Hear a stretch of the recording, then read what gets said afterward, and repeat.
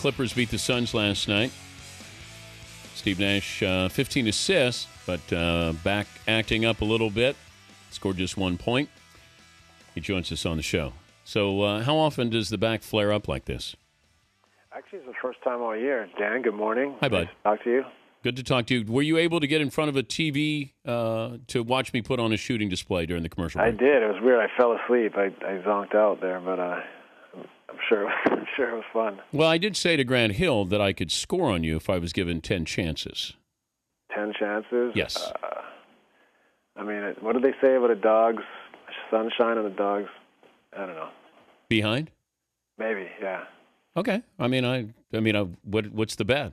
I'm not afraid to do. Is it on your studio court or? No. I've gone out to your home court before. I went to the practice facility and put on an aerial display. I mean, I'm not afraid to go road trip. It was an aerial display. Yes. All right. Well, Okay, so you can shut me down. You'll lock me. You'll go Gary Payton on me, is what you're saying.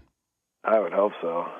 Wow. Might be a first in my career, but I would hope so. Have you ever been a lockdown defender at any game during your NBA career? The weird thing is, as my first few years in the league, that was as much my role as anything. I wasn't getting minutes unless I got in, pressured full court, and disrupted people and got stops. So, but once they start asking you to run 195 pick and rolls a game, that doesn't come off anymore. How do you pace yourself at age 38? I think what I try to do is be in the best shape of my career every year, so that I don't have to, consider that any different. I think all NBA players have to pace themselves to an extent, but we're all competitive too. So you're not out there taking plays off, but you definitely try to pick your spots when to really go for it at both ends of the floor. So, there's a feel I think that goes into it. I think you got to do it with our schedule and the demands, but at the same time, like I said, it's a fine line because you definitely, maybe when you're 21, 22, you don't have to think about that. But, when you've played 5, 6, 7, 8, 9 years in the league, you do have to pace yourself in some way. So, I try to be very, careful not to overdo it at different times, just also because you want to be ready down the stretch as well. What do you do better at 38 than you did at 28? I think, reading situations, it's obviously more second nature and natural on pick and rolls and different moments. The game probably slows down a little bit. I've probably slowed down a little bit, but well, Gretzky talked about that Gretzky saw the game a couple of plays ahead, and that helped him be the greatest hockey player of all time. Do you break it down almost in sequences that you can see what this move will mean for this move and mean for that move? Yeah, I guess you do in a way. I wouldn't, Gretz is like my hero, so I wouldn't want to put myself in that category. And I also, I wouldn't want to I don't romanticize what I do, but you do think ahead, you do see ahead, and especially as you get older, I think you have more experience, you're more comfortable, so more things kind of occur to you that are possibilities or could happen, and so you're not as pressed. When you're a young player, you're pressed for time always. You're in a hurry because as you get more experience, you feel almost like time's on your side, even in moments that most people might be rushed. So. I think that's probably the biggest difference as you get more experience. He's Steve Nash, Suns point guard, leading the league in assists again. His personal journey to comfort. I think you do well with these video clips. You're doing Dove Men Care, and could you ever see doing a full feature, a full length movie? That's a good question. I've never really thought about it. No, I've started a production company with my cousin, so we've made a 30 for 30 for ESPN, and we've done some digital content for brands. But usually it's begrudgingly with me, on camera. So I've never really thought much about acting, but I guess it would be fun if the right opportunity came. Well, you got a good sense of humor with it. I don't know if would you see yourself acting in a movie? Yeah, I don't know. I don't have any experience necessarily with. I have been in a couple movies, like really small parts, but I don't know what that would be like to actually be like seriously in a movie, not just a cameo. So it'd be interesting. I mean, I wouldn't say never, but it's not something that I've definitely thought of or seek. Would you? I can help you with Sandler if you'd like to be in a Sandler movie. That'd be great. Thanks. All right, see what I can do. DoveMenCare.com. Fans can log on. Chance to win a VIP trip to the Final Four next year in Atlanta. Other great basketball prizes. It's Steve's personal journey to comfort. Kentucky against the Bobcats. Who you got? I got the Bobcats. I mean, I think Kentucky's, got probably more talent, but just the guys are young. Their bodies are young, experience. I think those guys are kids still. I think there are some men on the Bobcats. So,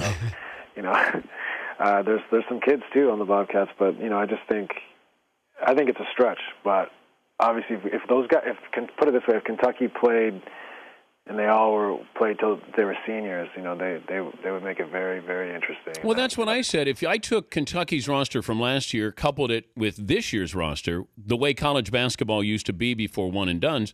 Now I have an argument there. I got Wall and Bledsoe and Davis and Kid Gilchrist. I have some weapons to go into battle, but this team, good but not deep enough, I think, to beat the Bobcats. No, I agree with you.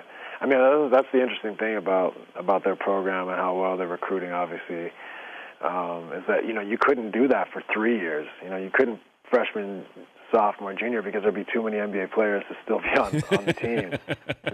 It's amazing. But, I've been impressed. I haven't seen them play a ton this year, but I've been impressed with how much talent they have, and yet they've all kind of seemed to sacrifice and play together and play both ends of the floor. So, that's great for college basketball. If these guys are going to come in and only play a short period of time, it's great that they're kind of embracing it and playing together, it seems. Go to DoveMenCare.com for Steve's journey to comfort. Thoughts about being traded? How close did it get? Anybody bring it up to you prior to the trade deadline? No, I mean, I don't think from the Suns' perspective they entertained any of it. I could be wrong, but, they always said to me that they weren't going to, and I don't think that they really got close or entertained it to any serious degree. So, I don't think it was that close. So, but it's going to be interesting this summer. Being a free agent, I didn't want to really leave at the deadline. I feel like I owed it to my teammates and the Suns organization, the fans. But and I could possibly be back for sure. But that'll be more interesting, I think, than the trade deadline. But you want to win. I know you're loyal, but how important is winning if you come back for one more year? And I mean, you're leading the league in assists again, Steve. So yeah, I mean, I definitely do want to win. I mean, I'm not going to come back to the Suns if there isn't an improvement. If they're not they're not ambitious and they're not looking to upgrade the roster seriously. So, and I think they are. I think they'll have a lot of flexibility at the deadline. I mean, in free agency, they'll also, have been, I think, standing pat in many ways so that they could do some things this summer. So I think they'll become, a definite possibility for me. But I think you're right. I mean, I do want to win. I do want to consider all my options. So that it'll be interesting to see what happens this summer. But you never talked to Nowitzki about reuniting one more time? We didn't. We spent a lot of time at All-Star break together. We never really talked about it. I can't say we have, but at the same time, like I said, at this stage of your career, I feel like there's going to be so many options. That it's an interesting free agent summer, and for me in particular, I think there'll be a lot of things to consider. What if LeBron said, "Look, I'll pony up some money for you. I'll help you out a little bit here. Why don't you come in and make a run with us?" Can I stay in his guest house? Yes, you can.